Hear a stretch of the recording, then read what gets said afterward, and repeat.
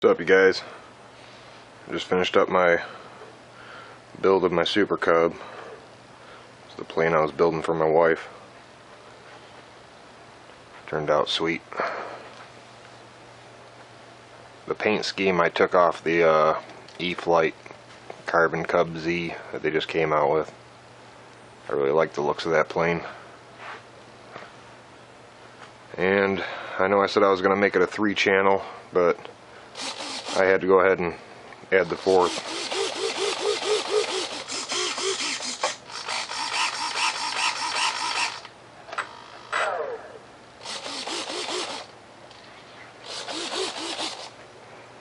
Thing turned out cool.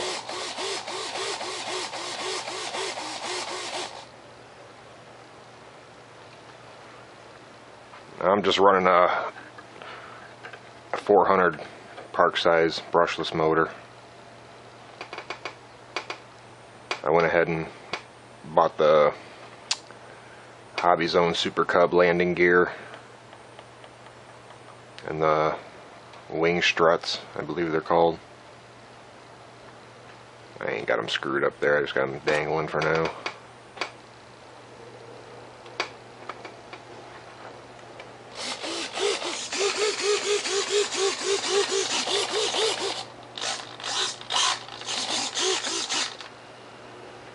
Still got to take her out for its maiden.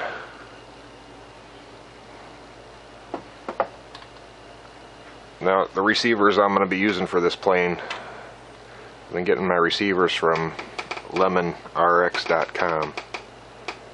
This is an 8-channel receiver with a little satellite receiver.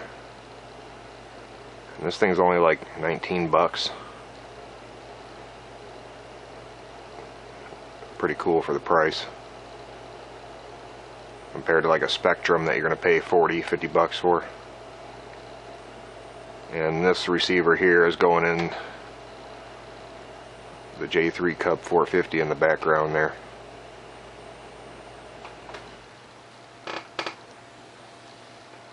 I'll go ahead and show you. I made this all removable wings. Just held on with rubber bands just like the Hobby Zone Super-Cub.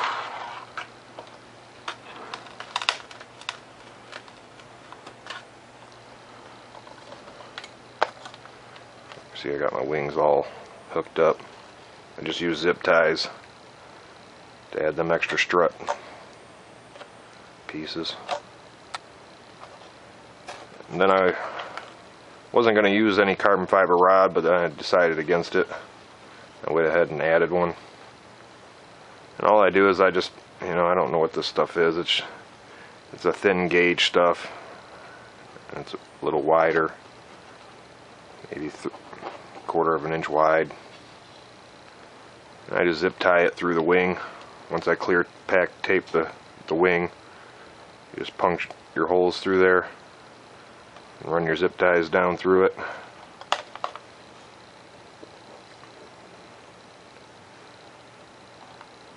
The wing itself turned out pretty cool, and it's strong.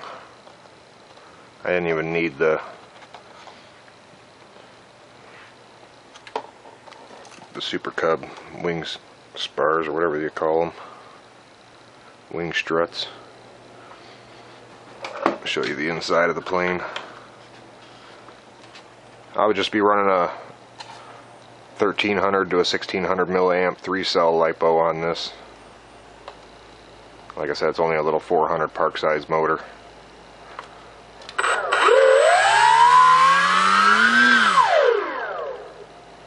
Got plenty of power for how light this plane is.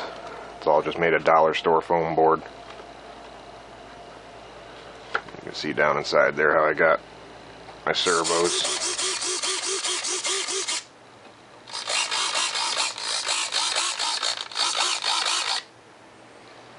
And this is just a cheap little Dynam receiver and transmitter that I have out of another plane. I went ahead and ordered a 6-channel LemonRx receiver. That's going to be installed in here.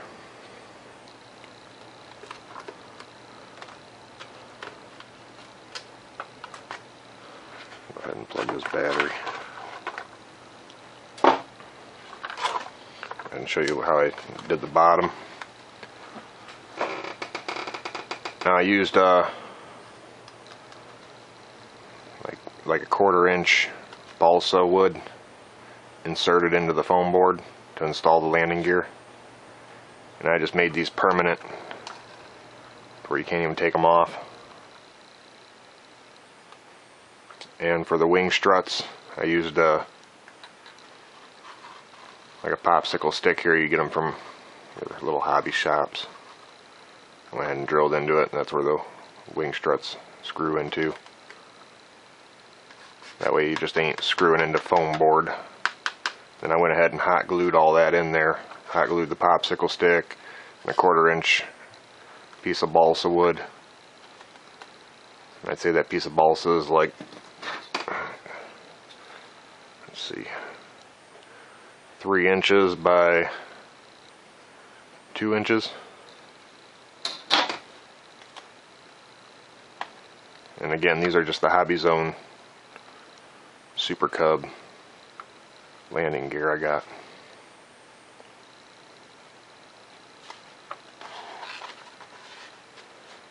Now on the tail for the elevator, I went ahead and installed a popsicle stick there too.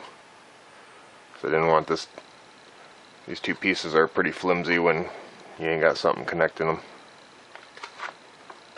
As you can see by the top, there's not much there. Maybe a 1/2 inch, which was pretty strong, but I just wanted to strengthen it up.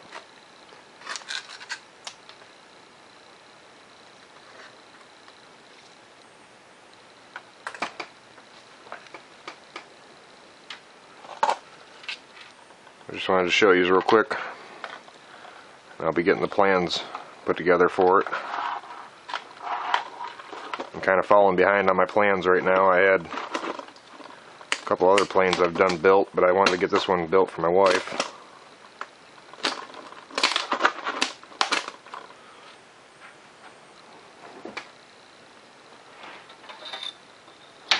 And here I got the plans drawn up. I'm going to go ahead and reassemble these pieces to where they're all connected into one piece. That way you ain't got to cut out all the individual pieces. These three will be all just one. Here's a side, right side, left side, and the bottom. Here's the canopy nose cover, your windshield. Here's where you install your servos inside your plane. Here I got the wing.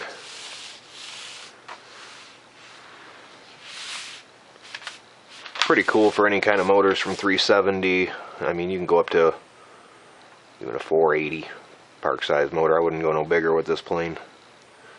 It'd be overkill in the power. Even a 480 is a little much for it. I would stick with a 370 or 400.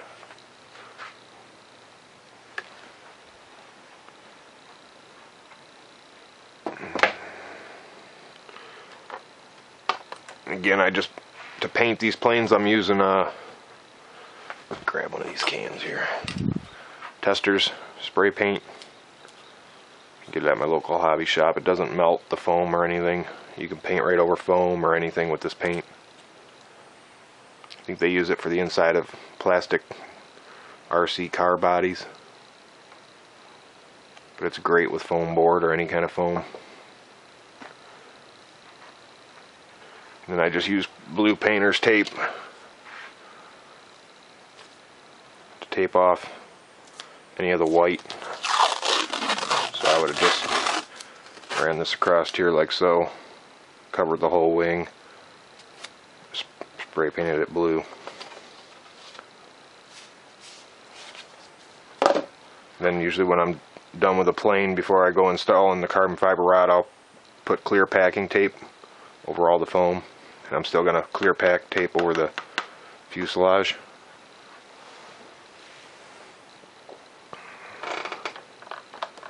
But alright, I'll get you guys a flight video as soon as I get it put together. I'll also be doing a build video on this J3 Cub 450.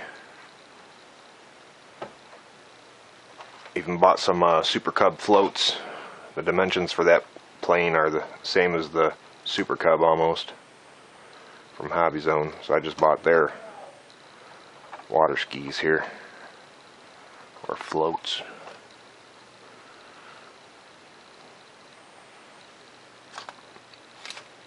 One cool plane.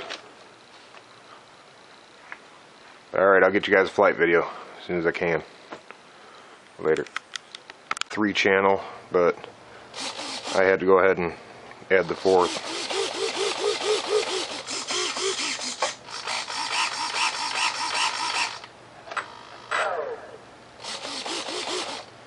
The paint scheme I took off the E-Flight Carbon Cub Z that they just came out with.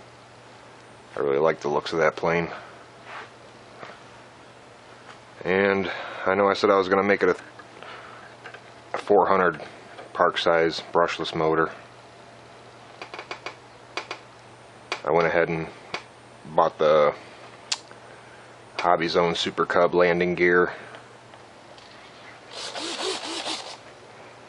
Thing turned out cool.